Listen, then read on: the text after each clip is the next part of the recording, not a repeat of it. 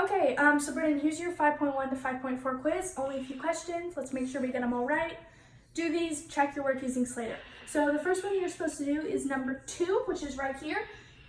So this is where it tells you to find the measure of the exterior angle. So it's telling you to find y.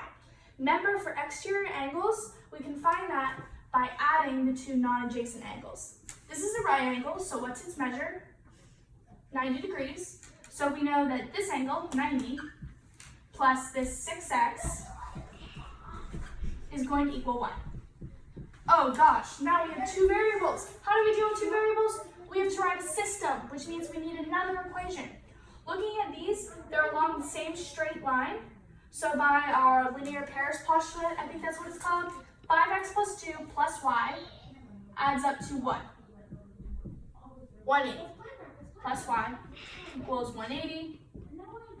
Solve that for x and y, and your y value is going to be your answer. Okay, next question is number 4. 4 basically asks you to, it gives you that all of these angles are congruent to one another. I think that's supposed to be an A, sorry. And so it basically tells you to write out the congruent statement, so you have to list all the sides that are congruent and all of the angles that are congruent. So that's pretty easy. Number 6 is this, and it's asking you if the side angle side theorem applies. Well, you know that these two sides are congruent.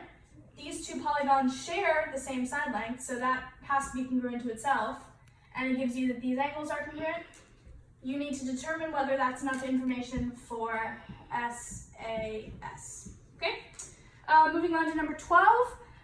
It tells you that if these two angles are congruent to each other, what side lengths are congruent to each other. Think back to your isosceles triangles. If these two angles are congruent, that means that these two side lengths have to be congruent. So you might have to kind of tilt your head to explain that to yourself. And then last question, 16A and B. I didn't draw it out because it's like this stained glass diagram. Basically asks you, it shows you a bunch of triangles and it tells you to identify, it tells you to classify them based on their angles and sides. So remember, for angles, it can be right, obtuse, acute, or what else can it be? Equilateral, I think. Yeah. And for the sides, it can be equilateral, scalene, or isosceles. So make sure you do both for each triangle, sides and angles. And that is your 5.1 to 5.4 quiz. So.